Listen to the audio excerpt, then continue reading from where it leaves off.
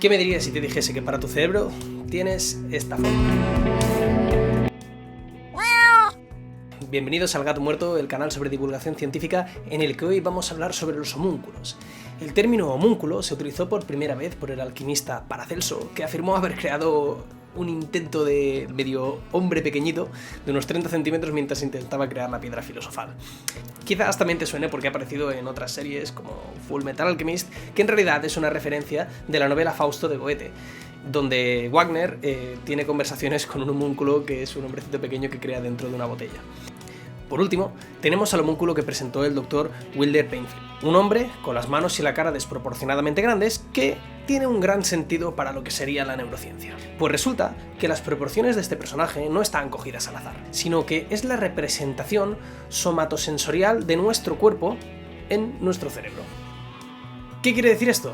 Bueno, la cosa es que no todas las partes del cuerpo necesitan tener la misma sensibilidad. Mientras las manos o la boca son partes que realmente son importantes y requieren cierta precisión para llevar a cabo tareas, o como pueden ser comer o tocar cosas, lo cierto es que el torso o la espalda no tienen por qué ser tan sensibles por las funciones que hacen. Por ejemplo, en una de las prácticas de fisiología que hice en la universidad, nos hicieron realizar una prueba de sensibilidad táctil. Concretamente es la prueba de epicrítica o de sensibilidad táctil fina. Básicamente consiste en utilizar un compás de Weber para determinar la distancia a la que somos capaces de discriminar entre dos puntos cuando nos toca, ¿vale? Es decir, coges el compás, básicamente, y lo pones en una parte del cuerpo sin mirar, ¿vale? No vale hacer trampas. Entonces, poco a poco vas acortando la distancia entre los dos puntos del compás hasta que llega un momento donde en vez de distinguir los dos puntos, simplemente lo detectas como un solo punto. Y eso determina tu sensibilidad en esas partes del cuerpo. Esto es bastante interesante porque mientras en los labios la resolución, por decirlo así, es de muy pocos milímetros, en el muslo quizás tienes varios centímetros donde te están tocando con las dos puntas del compás y tú simplemente notas una. Probadlo en casa. Aquí es donde la imagen coge sentido, ¿vale? Y es que nuestro sistema somatosensorial pues no está distribuido de forma uniforme. ¿Qué es el sistema somatosensorial? Es el sistema que se encarga de modular los estímulos como son el tacto, la temperatura, la propiocepción, que viene a ser la posición del cuerpo, la nociocepción, que es la información sobre el dolor, y los receptores sensoriales se encuentran en la piel, en el músculo, en los huesos, en las articulaciones y en los órganos internos, ¿vale? El área somatosensorial se localiza además en el giro postcentral del lóbulo parietal. Existe un mapa que refleja el espacio sensorial de la zona mediante un homúnculo, es decir, esta foto de aquí, donde tenemos el homúnculo sensorial y también tenemos el homúnculo motor, ¿vale? El homúnculo sensorial se utiliza para relacionar las áreas del cerebro con las regiones del cuerpo dependiendo del nivel de importancia sensorial. Por ejemplo, hay una gran parte de la corteza dedicada a la sensación de las manos, mientras que para la espalda, pese a que ocupa mucha más superficie en el cuerpo, en nuestro cerebro ocupa un espacio menor. Todo esto es súper interesante porque podemos relacionar qué parte del cerebro está relacionado con qué parte del cuerpo y además en qué medida. El homúnculo de Penfield se ha ido decodificando hasta el punto que los científicos actuales son capaces de mapear qué parte del giro postcentral corresponde a cada parte del cuerpo, y aquí es donde se genera el mapa del homúnculo. ¿Cuáles son las aplicaciones? Una de las aplicaciones más interesantes de este descubrimiento se da en el campo de la biónica. La biónica es esa disciplina que consiste en la sustitución o la mejora de ciertos órganos o otras partes del cuerpo mediante el uso de versiones mecánicas. Cuando un paciente sufre una amputación de una pierna, o de un brazo o de una mano, se le sustituye por una prótesis que se encarga de restablecer algunas de las funciones. Hay algunas prótesis que son meramente estéticas, algunas son funcionales y recientemente están llegando al mundo lo que se conoce como las neuroprótesis.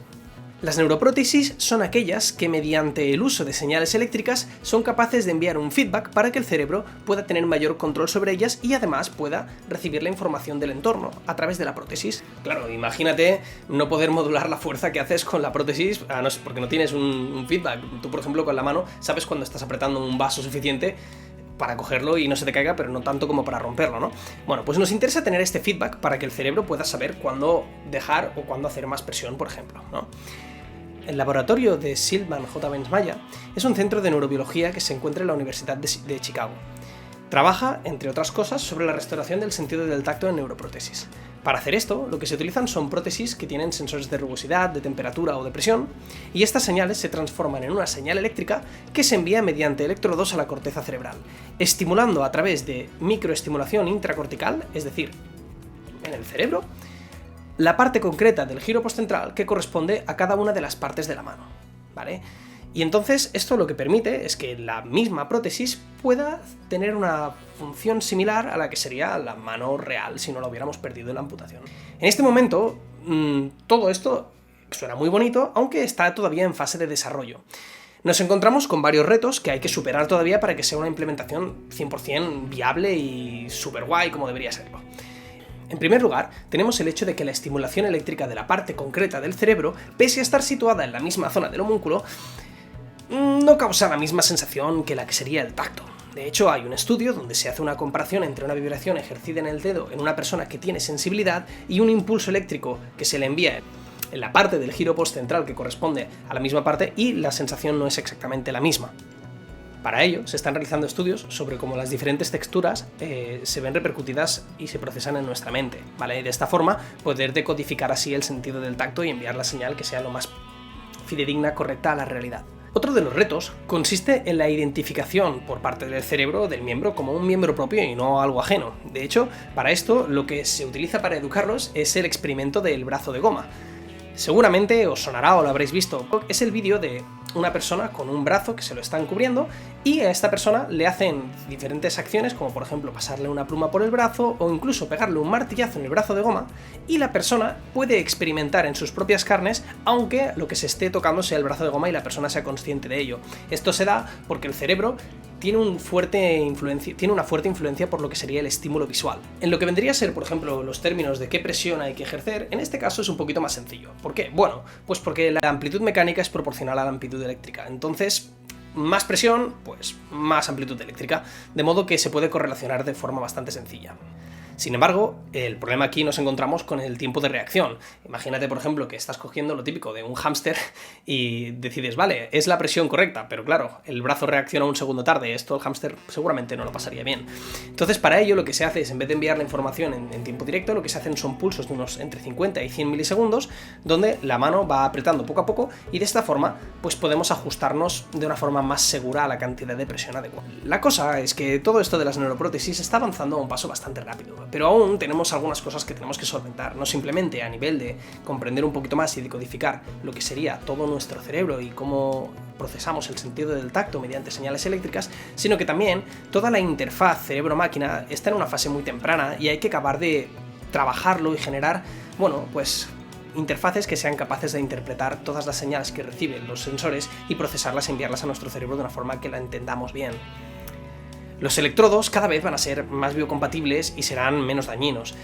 Los electrodos poco a poco también se irán sustituyendo por técnicas optogenéticas que lo que harán será reemplazar la estimulación eléctrica por una estimulación óptica, haciendo así que la estimulación sea mucho más selectiva, sea mucho más precisa y entonces no sea tan invasivo el método, por decirlo de alguna forma. Y a medida que estas tecnologías vayan avanzando, el tacto artificial se irá acercando poco a poco al tacto natural. El objetivo es hacer que personas que hayan perdido un miembro o se hayan quedado parapléjicas sean capaces de recuperar esa sensibilidad que perdieron y que daban por perdida.